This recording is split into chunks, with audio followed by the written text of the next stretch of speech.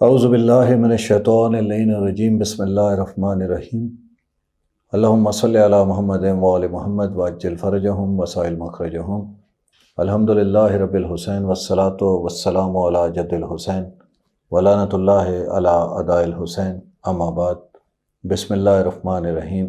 فقال رسول اللہ صلی اللہ علیہ وآلہ وسلم حسین منی وانا من الحسین۔ عزاداران مظلوم کربلا، آج 2 محرم الحرام میں ہم داخل ہو چکے ہیں۔ پاک رسول صلی اللہ علیہ وآلہ وسلم کی یہ مشہور و معروف حدیث کہ حسین منی وانا من الحسین، کہ حسین مجھ سے ہیں اور میں محمد صلی اللہ علیہ وآلہ وسلم حسین علیہ السلام سے ہوں، اتنی گہری معنویت اور معرفت رکھتی ہے۔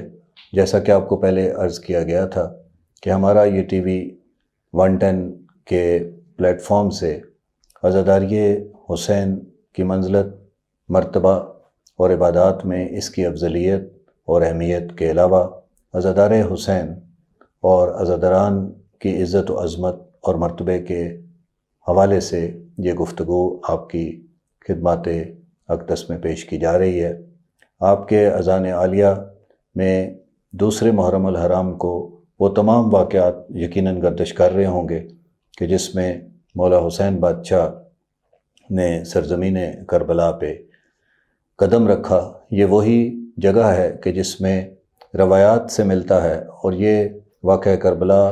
کائنات کا وہ منفرد اور بے نظیر واقعہ ہے کہ جس کے رونما ہونے سے پہلے ہی اس کے اوپر ذکر ہوئے، اذکار ہوئے اور بے پناہ گریہ و فغاں بلند ہوا۔ تواتر کے ساتھ مستند روایات میں یہ موجود ہے کہ جب جناب موسیٰ علیہ السلام کی جناب حضرت خضر علیہ السلام سے ملاقات ہوئی، تو اس ملاقات میں ان حضرات کا مذاکرہ اور مکالمہ کچھ اس انداز سے ہوا کہ اس کے بعد یہ ختم ہوا کربلا کے مصائب کے اوپر، اور ان دونوں حضرات نے کربلا کے مصائب کو یاد کر کے، جبکہ کربلا اس کے کتنے عرصے بعد، آپ عزاداران سوچئے، جناب موسیٰ علیہ السلام کا وہ جو دور تھا، اس دور کے بہت بعد یہ واقعہ ہوا۔ اسی طرح پچھلی نشست میں نے جناب حضرت نوح علیہ السلام کے سفینہ کی بات کی تھی۔ جناب حضرت نوح علیہ السلام کے بارے میں یہ روایات ملتی ہیں کہ جب آپ کو کہا گیا کہ آپ کشتی نوح ترتیب دیں، تشکیل دیں، اس کی بنیاد رکھیں، اور آپ جب یہ کشتی پوری ایک بہت بڑی کشتی جب بنا چکے تھے، تو اس وقت جبریل امین علیہ السلام اللہ کے حکم سے نازل ہوئے، اور آپ نے جبریل امین علیہ السلام کی خدمت، جبریل امین علیہ السلام نے جناب نوح علیہ السلام کی خدمت عالیہ میں 5 میخیں، جو کیلیں جن کو نیلز ہم سمجھتے ہیں، وہ پیش کی گئیں، اور اللہ کی طرف سے جبریل امین علیہ السلام نے یہ پیغام پہنچایا کہ جناب نوح علیہ السلام ان 5 میخوں کو اس کشتی کے 5 سمتوں میں اس کو آپ لگا دیجئے، گویا ٹھوک دیجئے اس کو۔ اور جناب نوح علیہ السلام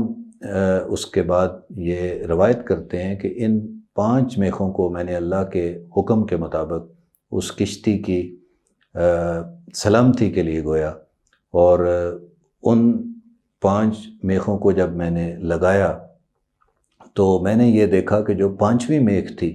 اس کا رنگ سرخ تھا، جبکہ باقی جو تھیں وہ سیاہ تھی۔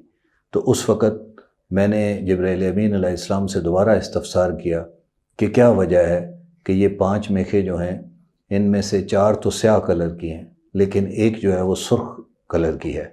اور ساتھ میں جبریل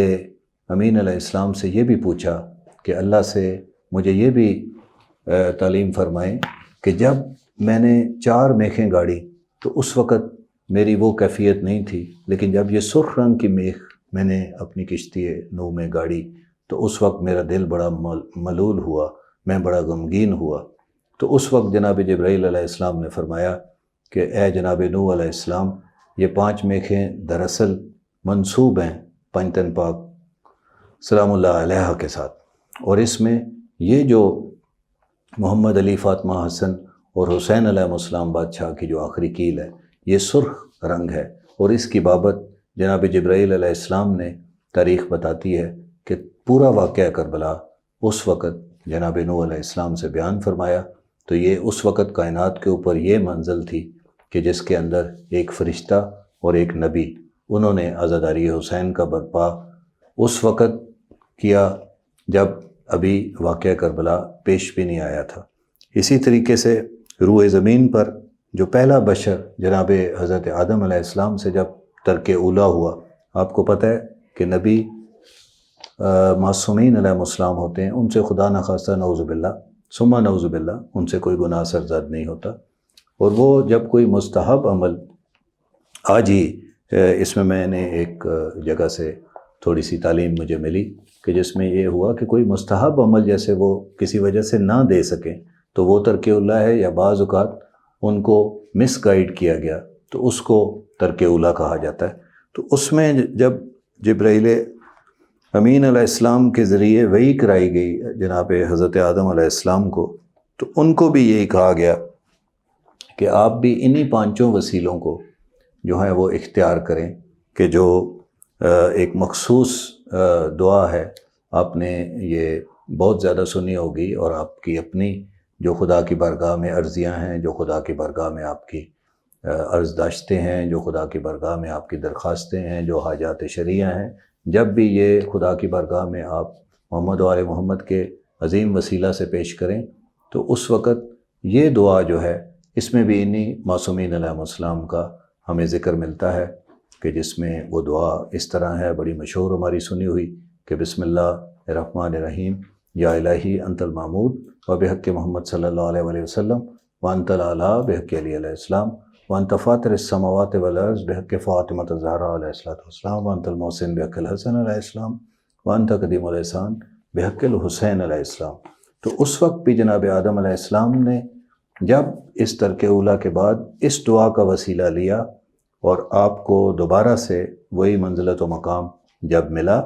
تو اس وقت جناب آدم علیہ السلام کے استفسار کے اوپر دوبارہ جب ان معصومین علیہ السلام کے حوالہ جات میں حسین بادشاہ کا نواب کربلا علیہ السلام کا ذکر آیا، تو جناب آدم علیہ السلام نے اس وقت بھی گریہ کیا، بلکہ جناب نوح علیہ السلام کو نوح اسی لیے کہا گیا کہ آپ بے پناہ اس کے بعد نوحہ کرتے تھے، اسی لیے آپ کو جناب نوح کہا گیا۔ تو عزاداران، ہم اس پلیٹ فارم میں داخل ہو گئے ہیں 2 محرم کی وساطت سے۔ اس ٹی وی 110 کی انتظامیہ کا بھی ممنون ہوں کہ انہوں نے مجھ ناچیز کو اس کار خیر کے لیے اس قابل سمجھا، کہ اس میں ہم نے کوشش یہ کرنی ہے جس میں مولا امام حسین علیہ السلام کا وہ ایک عظیم فرمان عالی شان ہے۔ خود مولا امام حسین علیہ السلام فرماتے ہیں کہ زندگی جو ہے وہ دراصل عبارت ہے عقیدے اور جہاد کے ساتھ، کہ جس میں اگر وہ زندگی ہی نہیں ہے، اگر اس میں راسخ اور پختہ اور بہترین بنیاد والا عقیدہ نہیں ہوگا، تو وہ عقیدہ ہی دراصل جب مولا امام باقر علیہ السلام فرماتے ہیں کہ کربلا اصل میں یہ رزم اور یہ امتحان ہوا ہی دراصل ولایت علی علیہ السلام کے حوالے سے تھا، تو ہمیں اس پلیٹ فارم سے علی علی بھی کرنا ہے، اور ذکر علی بادشاہ عین عبادت ہے، اور جب ہم محمد و آل محمد کا ذکر کرتے ہیں تو 8ویں لال ولایت امام علی رضا بادشاہ سے کسی نے پوچھا کہ مولا، جب ہم اکٹھے ہوتے ہیں، مجلس کرتے ہیں، آپ پاکوں کا ذکر کرتے ہیں، تو مولا آپ اس میں کیا سمجھتے ہیں کہ ہمارا اس میں کیا اجر و ثواب ہے؟ اس وقت امام علی رضا علیہ السلام مشہد مقدس کے اس بادشاہ علیہ السلام نے فرمایا کہ اے لوگو، جب تم ہمارا یہ ذکر بلند کرتے ہو، ہمارے فضائل و مصائب بیان کرتے ہو، تو گویا تم ہمارے امر کو زندہ کرتے ہو۔ آپ نے اصحاب علیہ السلام رضوان اللہ تعالیٰ علیہ مجمعین کے استفسار پہ آپ علیہ السلام نے فرمایا کہ یہ جو ذکر ہم بلند کرتے ہیں اس کے اندر، اور جو امر زندہ کرتے ہیں، یہ دراصل وہ علم ہے کہ جو آپ اس پلیٹ فارم، اس مجلس اور اس فرش اعزاز سے لوگوں تک، جو بھی پڑھنے والا ہے، ذاکر ہیں، علماء حضرات ہیں، مولانا حضرات ہیں، جو بھی وہ وہاں سے صدق دل سے خلوص کی آبیاری کے ساتھ محمد و آل محمد کی وسیلے اور ان کی باہم پہنچائی ہوئی توفیقات کے ساتھ جب وہ پیش کرتے ہیں، اور سننے والے بھی اسی لیے فرش اعضاء پہ آتے ہیں کہ اپنی تعزیت و پرسہ پیش کر کے یہاں سے محمد و آل محمد کی مہربانیاں خدا کی برگاہ سے لے کے چلیں۔ تو یہ ایک ایسا رزق ان کو وہاں سے ملتا ہے، یہ علم کا ایک ایسا رزق ملتا ہے کہ جس میں پاک رسول صلی اللہ علیہ وسلم کا جو فرمان علی شان ہے کہ جب ہم حسین بادشاہ کی عزاداری کرتے ہیں تو دراصل میں علی کا ذکر بھی اس میں ہے، علی علیہ السلام کی اس ولایت کا ذکر ہے، وہ بنیاد ہے اس میں، عقیدہ ولایت علی علیہ السلام۔ اسی لیے اس عقیدہ ولایت علی کا پرچار جب اس جگہ سے ہوتا ہے، مجلس حسینی سے، ممبروں سے جب یہ عقیدہ ولایت علی علیہ السلام کا پرچار ہوتا ہے، تو دراصل پاک رسول صلی اللہ علیہ وسلم نے فرمایا کہ اس علی کا، محمد و آل محمد کا جو ذکر ہے وہ مجھ محمد صلی اللہ علیہ وسلم کا ذکر ہے، اور مجھ محمد صلی اللہ علیہ وسلم کا جو ذکر ہے وہ اس خدائے وحدہ اللہ شریک کا ذکر ہے کہ یہ ذکر عین عبادت ہے۔ تو دراصل یہ ذکر ہم عبادت میں چلے جاتے ہیں، مولا رضا بادشاہ کہتے ہیں۔ عزاداری حسین، عزاداران مظلوم کربلا ایک ایسی عظیم عبادت ہے کہ حال ہی میں مجھے اس میں پاک بی بی ثانیہ زہرا سلام اللہ علیہ، ملکہ شام اور شریکت الحسین جناب زینب علی علیہ السلام کا ایک فرمان علی شان ملا کہ جس میں پاک بی بی زینب علی علیہ السلام فرماتی ہیں کہ دیکھو اگر تم پہ کوئی واجب کام میں زینب علی علیہ السلام بتاؤں اور تمہیں ایک راز کی بات، ایک ایسی بات کہ جس کی میں تمہیں تبلیغ کر رہی ہوں، وہ یہ ہے کہ اگر تمہیں کوئی کام واجباً کرنا ہے تو وہ عزاداری حسین کی تبلیغ کو کبھی نہ بولنا۔ اور تاریخ گواہ ہے کہ واقعہ کربلا کے بعد یہ پاک بی بی زینب علی علیہ السلام ہی تھی کہ جنہوں نے اپنے عظیم کردار سے ایک ایسا عزاداری حسین کا بے مثل نمونہ پیش کیا۔ آپ ہی بانی تھی، پاک بی بی ہی بانی تھی اس سارے سلسلے کی، اس عظمت و بلندی کے کہ جس میں ورنہ واقعہ کربلا آج کے دور کا تو سوشل میڈیا اس وقت اویلیبل نہیں تھا۔ یہ سید سجاد علیہ السلام اور پاک بی بی زینب علی علیہ السلام کی عظیم قیادت تھی کہ جس نے تا قیامت خدا کی منشا سے حسین و منی وانا من الحسین کا وہ جو باب تھا اس کو کچھ ایسا مکمل کیا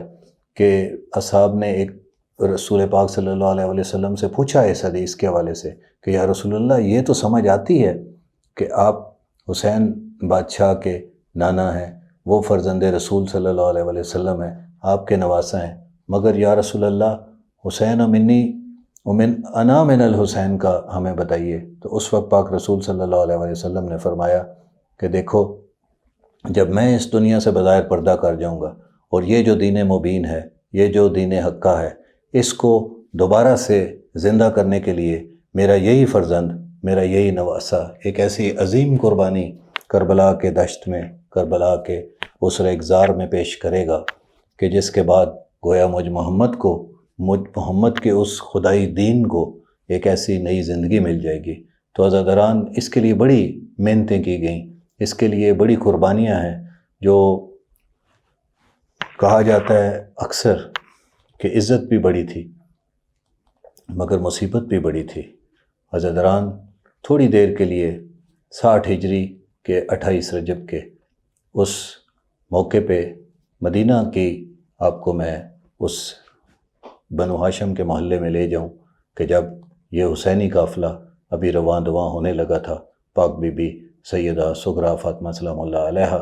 اس وقت گویا ہوئی کہ بابا میں نے سارے جتن کر لیے، بابا میں نے اپنی ساری حجتیں پوری کر لیں، لیکن میرے بابا آپ مجھے ہم رکاب نہیں کر رہے، آپ شہزادے کو بھی ساتھ لے کے جا رہے ہیں، علی اصغر علیہ السلام بھی جا رہا ہے، پاک بی بی سکینہ علیہ السلام میری ہمشیر بھی جا رہی ہے، سید سجاد علیہ السلام بھی جا رہے ہیں، بھائی علی اکبر بھی جا رہے ہیں، شہزادہ قاسم علیہ السلام بھی جا رہے ہیں، تو بابا بس میری ایک بات سنتے جائیے۔ بی بی نے ایسے تڑپ کے کوئی یہ جملے عزاداران کہے کہ اس وقت اور آج تک گویا ہمارے آنکھیں اور دل کانپ اٹھتے ہیں،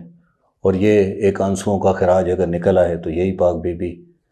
سیدہ زہرا سلام اللہ علیہ کی خدمت عالیہ میں ہمارا ایک نذرانہ ہوگا کہ پاک بی بی صغریٰ سلام اللہ علیہ نے اس وقت کہا کہ بابا میں 4 ایسی ہستیوں کو اپنے مرنے کے اوپر اپنے جنازے میں شرکت نہ کرنے کی وصیت کرتی ہوں۔ اس وقت امام حسین علیہ السلام نے تڑپ کے کہا کہ وہ میری شہزادی مجھے ذرا بتاؤ تو صحیح کہ وہ کون سی 4 ہستی ہیں۔ تو اس وقت پاک بی بی سیدہ سغریٰ علیہ السلام نے کہا کہ بابا ان میں ایک تو چچا عباس علمدار علیہ السلام ہیں کہ وہ میری بات ہی نہیں سن رہے، مجھے وہ نہیں لے کے جا رہے، میں نہیں چاہتی کہ جب میں اس دنیا سے پردہ کروں تو چچا عباس علمدار علیہ السلام میرے جنازے میں آئیں۔ حسین بادشاہ نے کہا ٹھیک ہے بیٹا، یہ تمہارا اور چچا کا معاملہ ہے، دوسری ہستی کا بتاؤ۔ اس وقت بی بی نے کہا کہ وہ دوسری ہستی میرے بھائی شہزادہ علی اکبر علیہ السلام ہے۔ بابا میں ان کو بھی کہوں گی، وہ بھی زحمت نہ کریں، میرے جنازے میں مت آئیں، کہ انہوں نے بھی میری کوئی نہیں سنی، کوئی میری سفارش نہیں کی۔ حسین بادشاہ نے تڑپ کے اب پوچھا میری بیٹی، میری شہزادی مجھے بتاؤ تیسری ہستی کون ہے؟ اس وقت آپ نے کہا کہ وہ میری مادر گرامی بی بی ام رباب سلام اللہ علیہ ہے، میری ماں نے بھی کوئی زیادہ سفارش نہیں کی، اور مجھے یہیں ننھی شہزادی اس وقت تڑپ رہی تھی۔ اور اس وقت پاک بی بی سلام اللہ علیہ نے یہاں تک اپنا ڈائلاگ، اپنا مکالمہ کر کے کہا کہ بس بابا، میں اس وقت امام حسین علیہ السلام نے دوبارہ سر کا بوسہ لیا، میں کہتا ہوں کہ ماتھا چوما، اور اس وقت پوچھا کہ اے میری شہزادی، آپ نے تو 4 ہستیوں کا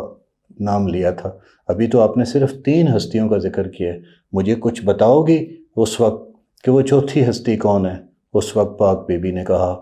کہ میرے بابا، میں نہیں بتانا چاہ رہی، میرا دل اس وقت اتنی طاقت نہیں پا رہا، اتنی قوت نہیں پا رہا۔ جب مولا حسین بادشاہ نے بے حد اصرار کیا تو اس وقت پاک بی بی نے کہا کہ بابا، اے میرے مولا امام حسین علیہ السلام، وہ ہستی تو خود آپ ہی ہیں، میں آپ سے بھی اب اتنی نالاں ہوں کہ آپ بھی جب میں اس دنیا سے پردہ کروں تو آپ نہ آئیے گا۔ اس وقت امام حسین علیہ السلام نے کہا کہ او شہزادی سغریٰ سلام اللہ علیہ، میں حسین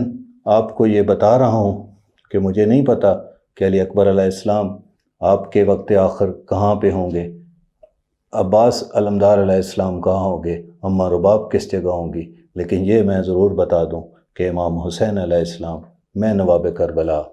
کہیں نہیں ہوں گا۔ یقیناً امام حسین علیہ السلام اپنی گراں قدر قربانی دے کے ایک ایسا عظیم سجدہ کریں گے کہ جس سجدے سے پھر مولا حسین بادشاہ نے سر نہیں اٹھایا، لیکن یہ سر ایسا بلند ہوا خدا کی کائنات میں کہ وہ تا قیامت سر بلند ہی رہا۔